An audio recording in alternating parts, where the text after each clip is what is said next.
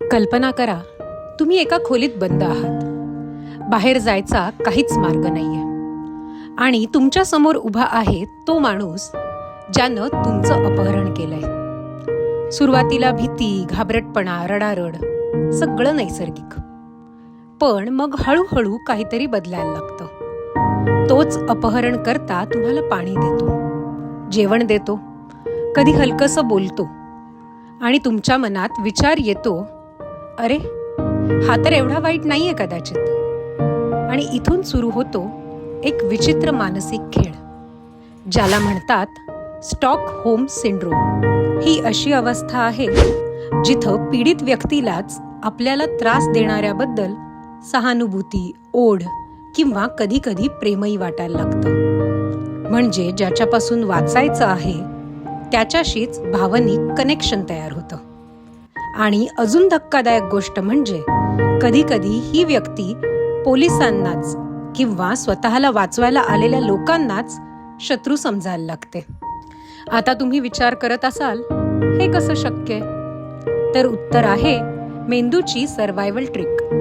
जेव्हा एखादी व्यक्ती सतत भीतीखाली जगते तेव्हा तिचं मन स्वतःला वाचवण्यासाठी अपहरणकर्त्याच्या छोट्या छोट्या चांगल्या गोष्टींना मोठं करून पाहते. म्हणजे तो ओरडला नाही, त्यानं मारलं नाही किंवा फक्त पाणी दिलं, बस त्याच्याबद्दल कृतज्ञता तयार होते. आणि हळूहळू भीतीचं रूपांतर जुळवून घेण्यात होतं. या सगळ्याची खरी सुरुवात झाली 1973 मध्ये स्टॉकहोम या शहरात. एका बँकेत दरोडा पडला आणि काही कर्मचाऱ्यांना तब्बल 6 दिवस ओलीस ठेवण्यात आलं. पोलीस बाहेर होते, तणाव प्रचंड होता. पण जेव्हा हे लोक सुटले तेव्हा सगळ्यांनाच धक्का बसला, कारण त्यांनी दरोडेखोरांविरोधात साक्ष देण्यास नकार दिला. उलट त्यांच्या बचावासाठी पैसे गोळा केले. हे इतकं अनोखं होतं की स्वीडिश मानसशास्त्रज्ञ निल्स बेजेरॉट यांनी या प्रकाराला नाव दिलं स्टॉकहोम सिंड्रोम. आणि ही गोष्ट फक्त चित्रपटात किंवा अपहरणातच नाही घडत, ती आपल्या आजूबाजूलाही दिसते. काही लोक विषारी नात्यात अडकलेले असतात, सतत त्रास सहन करत असतात, पण तरीही त्या व्यक्तीचं समर्थन करतात.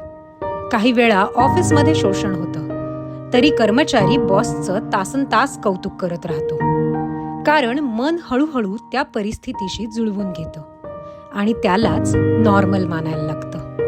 शेवटी एक गोष्ट लक्षात ठेवा, कैद फक्त हातापायांची नसते, कधी कधी मनही कैद होतं. आणि सगळ्यात धोकादायक गोष्ट म्हणजे त्या कैदेत असतानाही माणसाला वाटतं, मी ठीक आहे.